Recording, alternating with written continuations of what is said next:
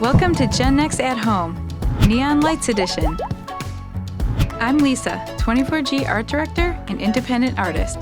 I'm always creating something new, whether it's the latest design for a well-known 24G client or crafting resin art and decor in my home studio. One element of decor I think that's essential for bringing personality to any creative space is incorporating light and color, which leads us to neon lights. Walking around 24G, you're sure to be inspired by our neon signage. This one's my favorite.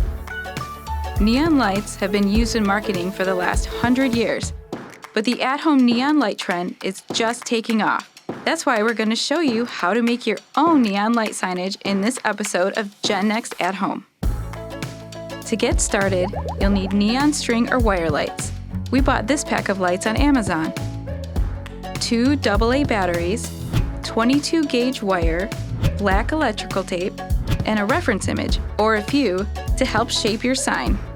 You'll also need scissors or something to cut your wire with, and a command hook or something to mount your sign on your wall. Now that you have all your materials, take your string or wire light and begin by wrapping your wire around the light at 1-inch intervals, about the size of your thumb, starting from the end with a battery pack.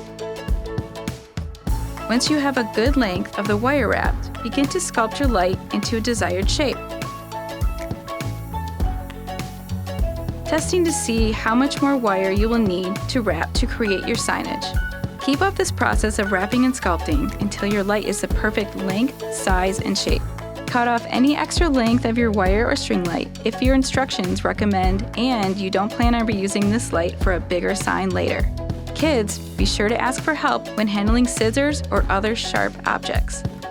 Once your wire has been cut, add a piece of electrical tape to cover up the now sharpened edge of the wire.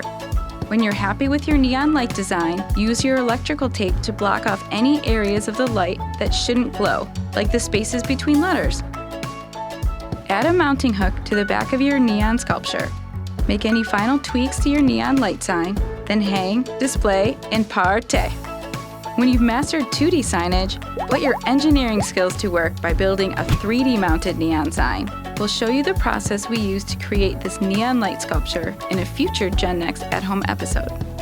For now, share your neon light masterpieces with us using the 24genNEXT hashtag on Instagram for a chance to be featured. We can't wait to see what you create.